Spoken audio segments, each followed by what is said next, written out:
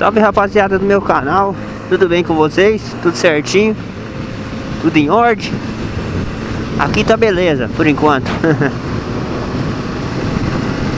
Primeiramente agradecer a Deus por mais um dia de vida, por tudo, pela oportunidade de estar vivo, por ter adquirido todas as minhas coisas até hoje, pelos meus amigos, por vocês, por tudo.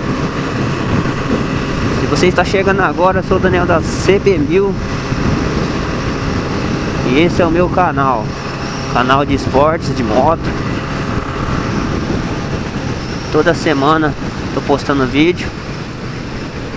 E antes de mais nada, clique aí embaixo aí do vídeo em inscrever-se, para você estar dentro do nosso canal e tudo que a gente postar toda semana. Se for inscrito, deixe seu like e bora pro vídeo. Hoje estou fazendo essa motovlog com escapamento com abafador. Semana passada eu postei o vídeo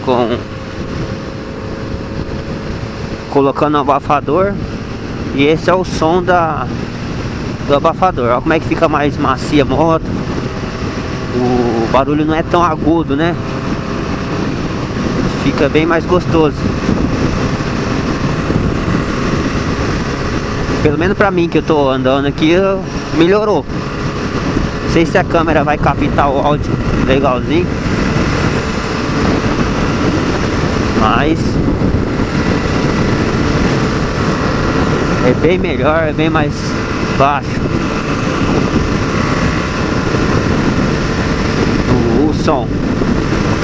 E tem o barulho da moto, que não fica silencioso, né? Pelo menos dá pra você andar nos corredores, na cidade, mas de boa. E é isso aí. O vídeo foi mais pra mostrar o barulho da moto, como que fica.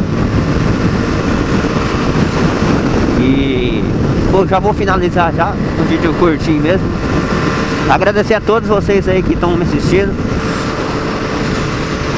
E não esqueça, se não for inscrito, já mete o dedo aí no inscrever-se, ativa o sininho pra não perder nada.